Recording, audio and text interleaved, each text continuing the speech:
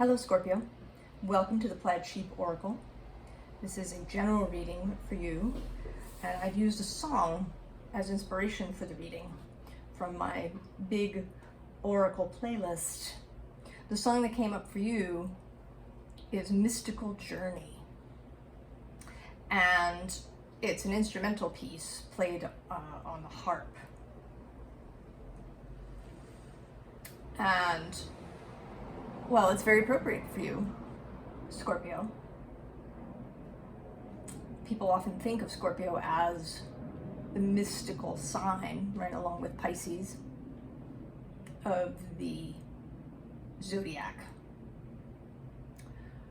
And I think it's very appropriate for you because your tarot card is Death. Now, Scorpio is about transformation.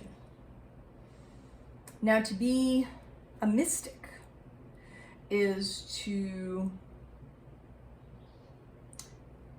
see the divine immanent in all things, to have direct communication with the divine source without an intermediary, without a vicar,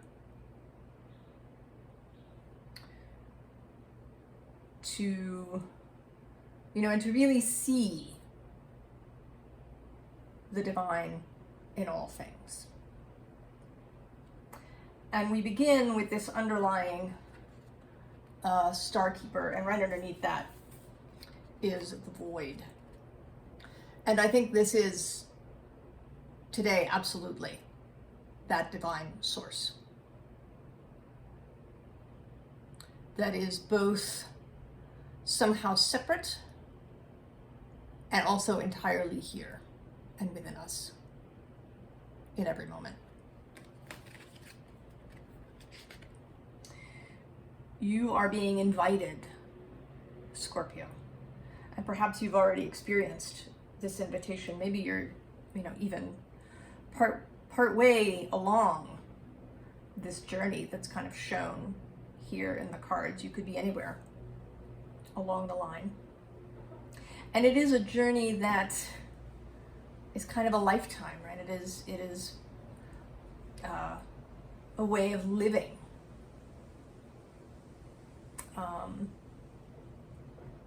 Tantra, actually, I don't know why this is coming up for me, but I'll mention it. It's something that's often spoken of in relationship to sex, right? If you take a Tantra class, usually it has to do with tantric sex that you would have with another person. But Tantra is actually a whole philosophy, a whole way of living your life. You don't, if you want to walk the tantric path, it has to infuse every aspect of your life, your work, your relationships with family, your relationship with yourself, not just this kind of narrow focused tantric sex aspect. And that's true of, this mystical journey here that you're being invited to embark on, to step through, to become devoted to this mystical path, this mystical journey. The cosmic heart here says devotion, potency, make your life a moving prayer. Now, you may be really ready for this, right? It sounds kind of awesome, right? This mystical journey. You're ready to jump in. But if you've already done that, I think that perhaps things were not as you were expecting them to be. And if you haven't done it yet, if you haven't jumped fully, you may find when you do that things are not what you expect. This card says perspective. None of this matters, zoom out, common ground. But mostly I'm sort of feeling like, this is kind of a real contrast, right? You've jumped through this mystical rainbow nebula wormhole thing. And when you come out the other side, there's just this dot. Right? It's not really very exciting. Kind of. So what's wanted here is not perspective that, you know, maybe none of this matters, or, you know, that we're all in it together, or whatever this card might mean otherwise. I think it's to not assume that you know what you're actually seeing. That things may not be as they appear to be. That you have to question your assumption about what it means to be a mystic or to live a mystical life.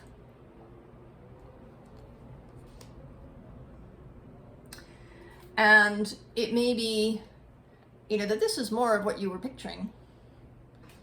These 7 sisters, it says, birthing, creations, tapestry of life, expression. But mostly, right, it sort of has this, you know, lovely group of people engaged in some sort of ritual together. It's kind of a stereotypical idea of, you know, spiritual communities coming together and having these experiences. But in fact, what may be going on is more of this, which says, I'm sorry. Defenselessness, righting past wrongs, uprooting.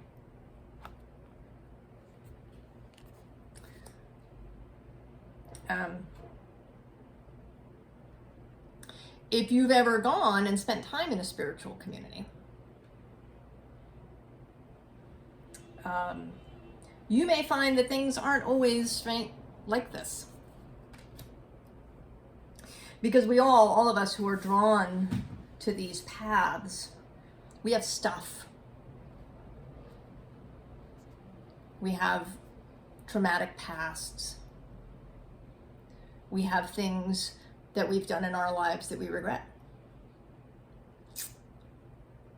We have moments when we are not our best selves. And setting out on this journey to become one with the divine involves this.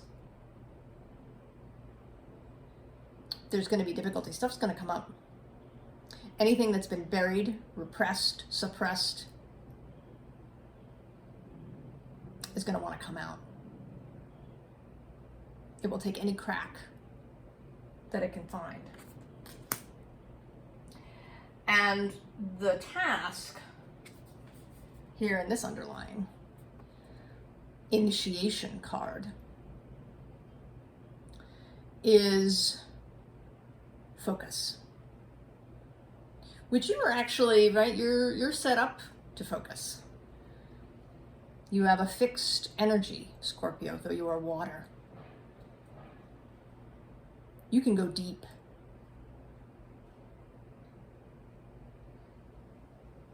You have courage, right, to enter those deep, sacred, sometimes dark or painful places. And this figure here in this initiation card, she is focused on this water that she is engaged with. Even though the crow is stealing her hat and the badger is wandering off with her boot and these foxes are breaking into her backpack, there's distractions. And they're going to come from within, from our own inner critics, our own inner protector, who wants to stay in the known. And they're also going to come from outside in all different kinds of forms of chatter, disapproval from other people, misunderstanding from other people, just, you know, general noise. We live in a very noisy world.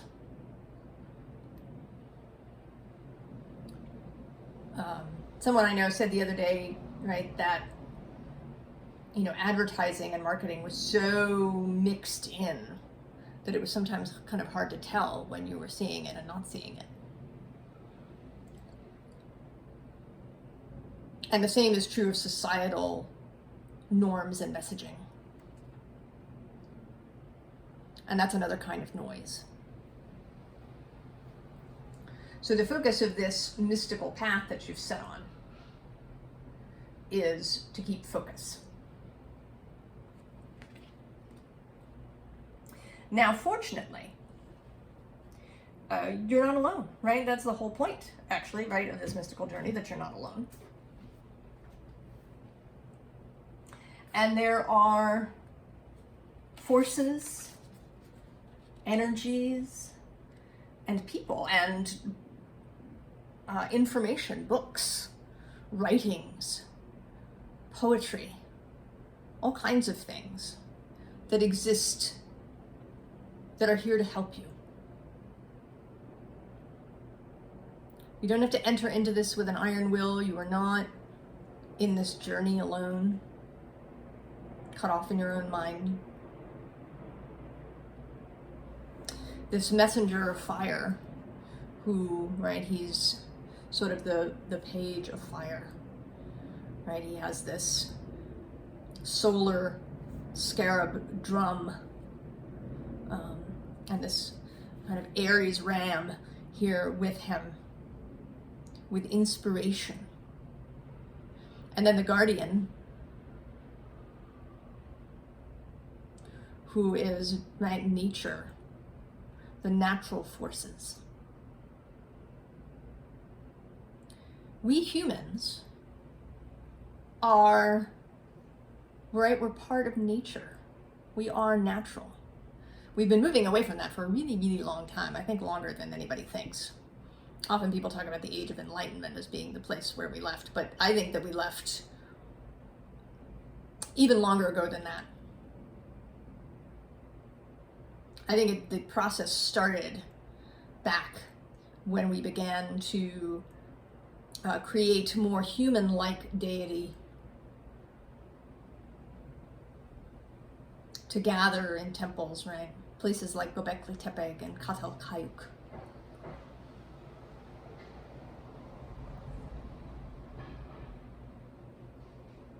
And we do, right? We do have our own gifts as human beings.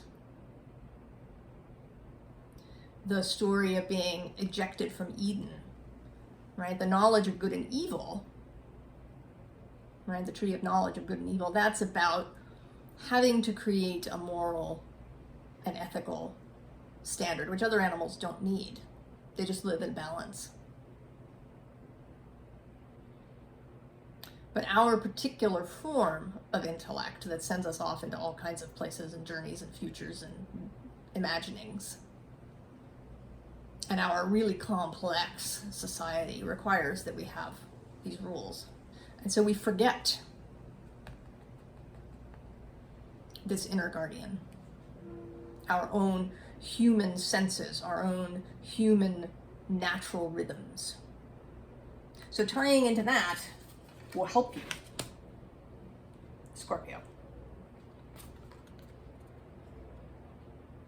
Right? And this Ace of Water kind of speaks to that too for me.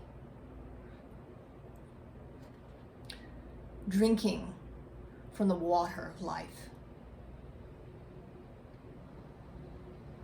From the water of the earth. Right? To me, water is a very mystical thing. I believe that all water is connected to every other water on a energetic level, right? That doesn't require physical contact for a drop of water to be here, to be connected to a drop of water on the other side of the universe.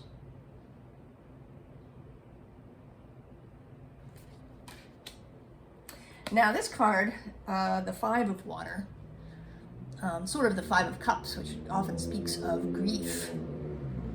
And, right, this flip side is this starving polar bear surrounded by shrinking ice and trash. And at the moment, this, the Five of Water is about, right, it is about grief, but it's also about perspective. In the traditional card, 3 cups are spilled, but 2 are still filled. And the figure is completely ignoring the 2 filled cups. So while we don't want to forget or ignore entirely that these difficult things are happening, that if we focus solely on what is wrong, that's going to kind of drag us under. And we won't be able to come up with a better way of proceeding if we're just mired in what is going wrong and not focusing on what we have and moving forward with that. So don't focus on the ways that you think you're not spiritual, or that you're not mystical, or that there's all these things that are going to prevent you from going on this path.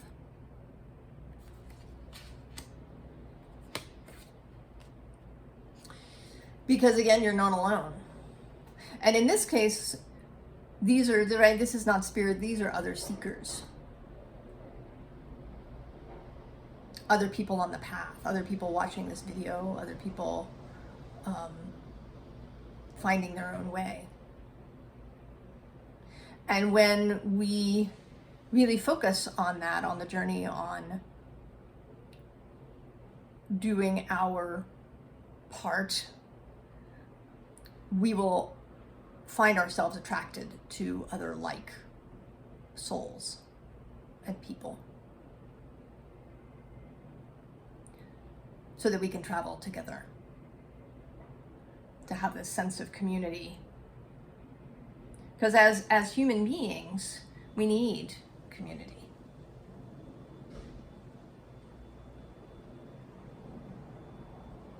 Right? I mean, you may not need one specific person, but you do need other people. We need other people.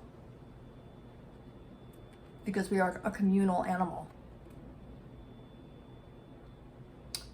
So don't believe that by, taking the mystical journey that you have to become a hermit or an anchorite sitting out on a pole in the desert somewhere. That's not necessary. Now this bottom row is really about, it's kind of a philosophy, really. It starts with this Seven of Cups that's normally, sort of about all the different choices that we might have, and sometimes, dreams, and, that maybe we have difficulty finding choices. But to me, what stands out, right, is that it feels to me like somebody's lifted this cup and revealed this sun. And here, right, it looks, there's these sort of white peaked mountains, and then there's the moon. And if you turn the card over, then there's these dark mountains and the sun up above. So again, perspective. And that there may be more than you can see.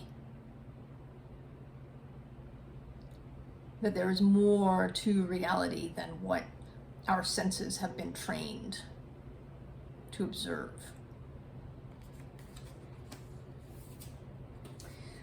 Then we have this Two of Swords, which often speaks of a decision, or of making a decision in a united way, right, with head and heart.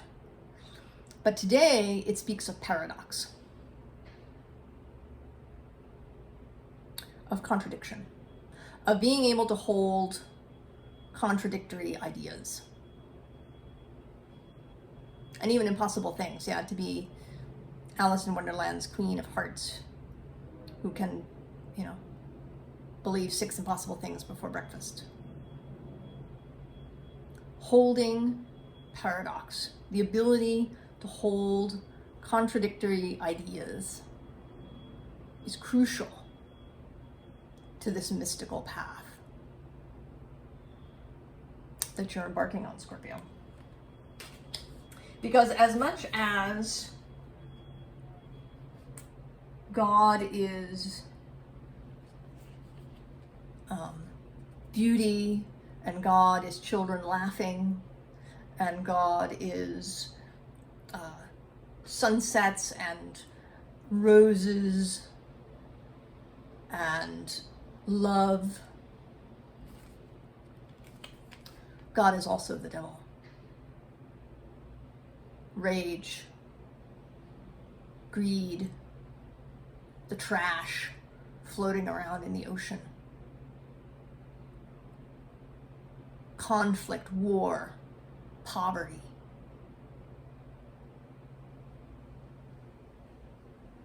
If all things are one,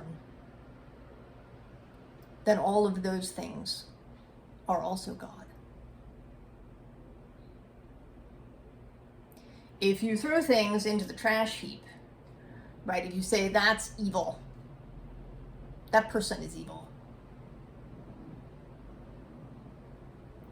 then you're going to stray off your path.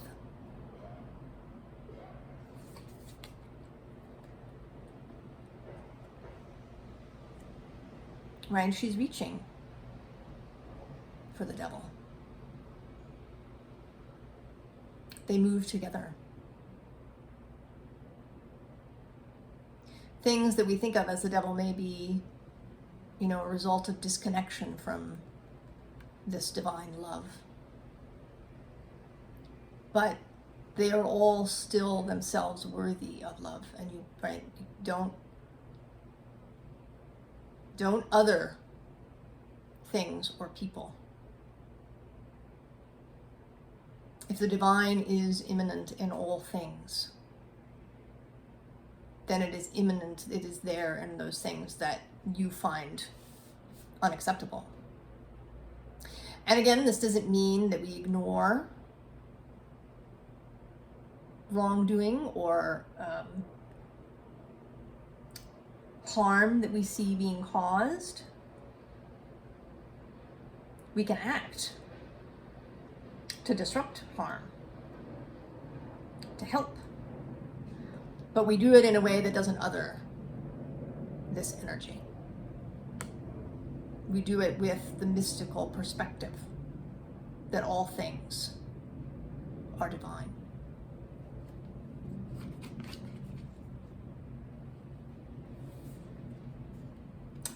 Right? That's the healing way.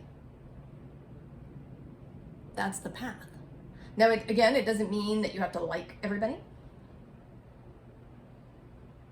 That's a personal human preference. Your eternal soul, that piece of you that is forever connected to divine source, that part of you can feel love for everyone and all things.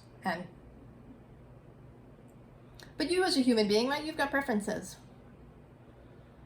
You can not like that person over there. You can not like those things, just like you might not like lima beans or Brussels sprouts. Right? These preferences are not what it's about.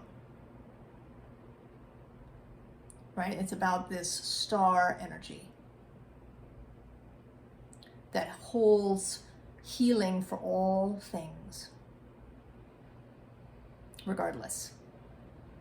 The star doesn't judge. It doesn't judge things to be evil or to need to be destroyed or thrown out. So you can judge a behavior as unacceptable, but see the person who behaves that way as a piece of the divine. And that, right, this is the Eight of Pentacles, which is about work in the world. So that is the work, part of the work, right? What can be really difficult, especially because we're taught, from an very early age, right? That, if something is done that's not acceptable, then that person should be shamed and ostracized often.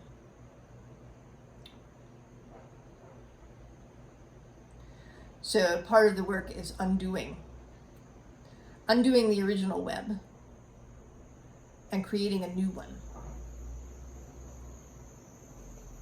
one that allows you to feel all of the world. And that's a very vulnerable thing, Scorpio. To open yourself to feeling these things, right? To possibly feeling the pain of the world, right? Because pain is going to come carried along this web as well as joy.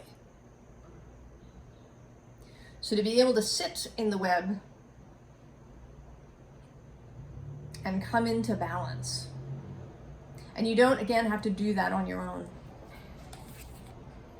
You're not required to forever be self-balancing, self-sustaining, right? Spirit and friends, family, community, the writings and knowledge of others are all there for you. You are absolutely not alone. Sometimes Scorpio can hide away, sort of keep themselves secret.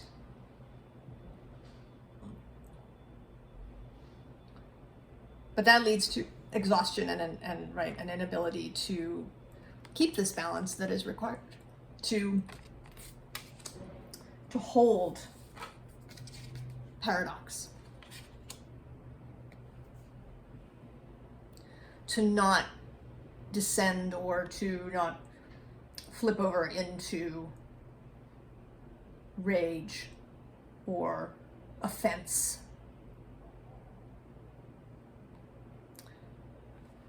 To be able to perhaps, be triggered in some way by something that thrums along the web. But to be able to process that trigger and come back into balance.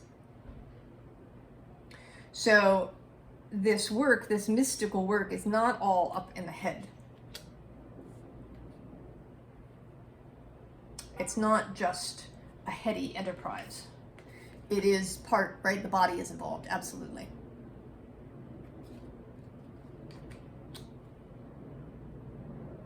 So you want to take care of your body, Scorpio, in all ways, right? Feed it the food that it wants, that makes it feel good. Feed yourself the food that makes you feel good in your body. If you are having a very difficult time with triggers, maybe find a somatic therapist.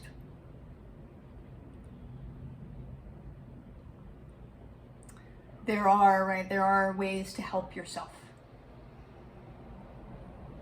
to help your nervous system adjust along with your mind and your heart to this mystical path, so that you can really feel this connection to source, to the all that is.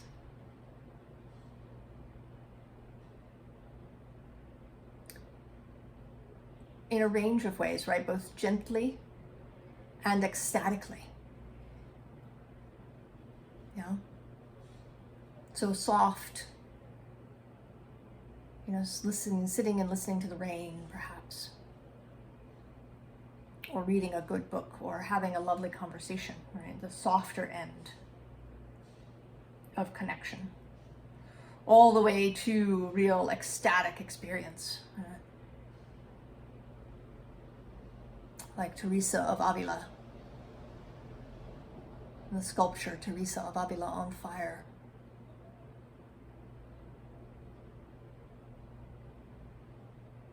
Mystical experience comes in a whole range of ways. So it may not be what you expect. And so the other thing to keep, and these last two cards, actually sort of last three cards. So The rabbit, the lamb, and the mouse. Right? This is not the energy, right? You might have expected the dragon to come out, or the unicorn, or the sea serpent. But it's not, right? Rabbit, lamb, mouse.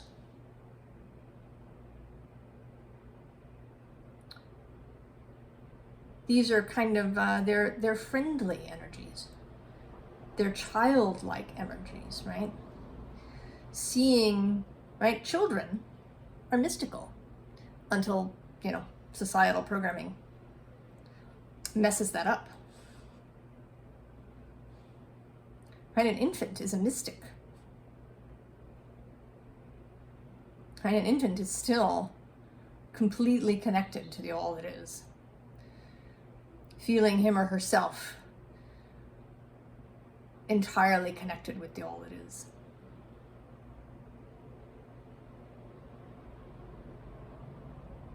So keep that childlike aspect. Keep the fun. Keep the play. The all that is wants to play with us. It's not all about, digging in the darkness. It's not all serious. So remember to play. Remember this fecund energy, right? Rabbits are also fertility. Remember the abundance of the all that is.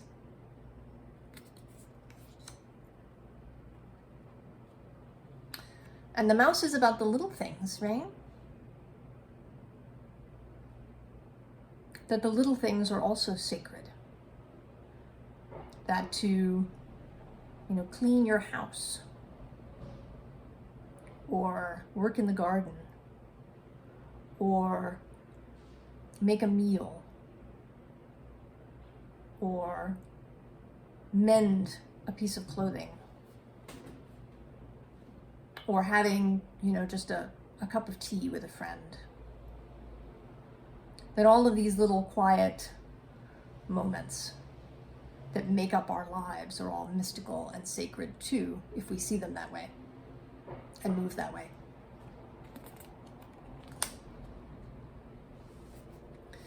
And then this innocence, the innocence of the lamb, the child, that hasn't yet got a head full of rules and beliefs. See things with fresh eyes as often as you can. There's a book called Mindfulness, and it's not about Buddhist mindfulness. And I've now forgotten the name of the author.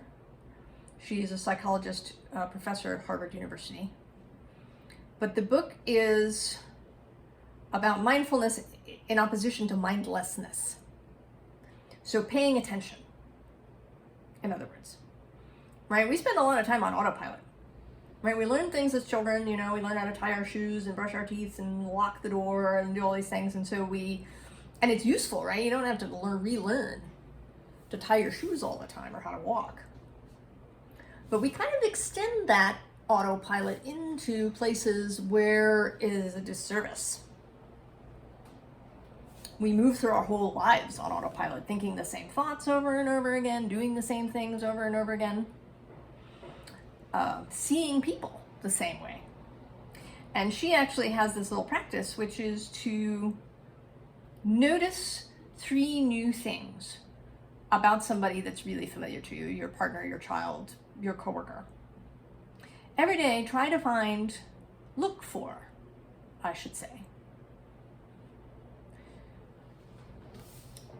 3 new things.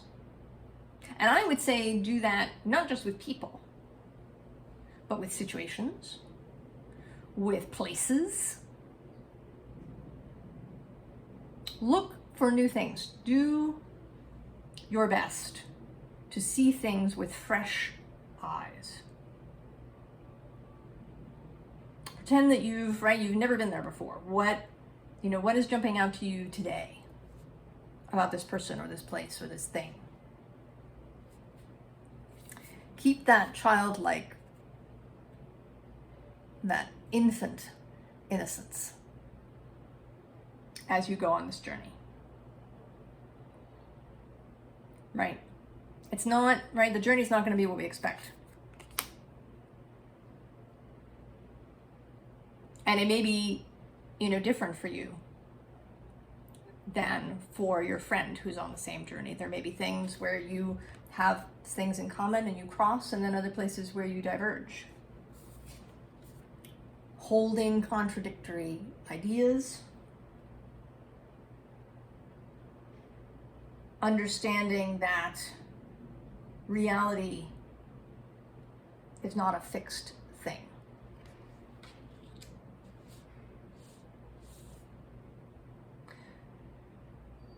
I wish you all the very best on this journey, Scorpio. I think it's going to be exciting. I hope that that it's a real adventure for you. That you experience all different kinds of things. I will see you next time. So long, Scorpio.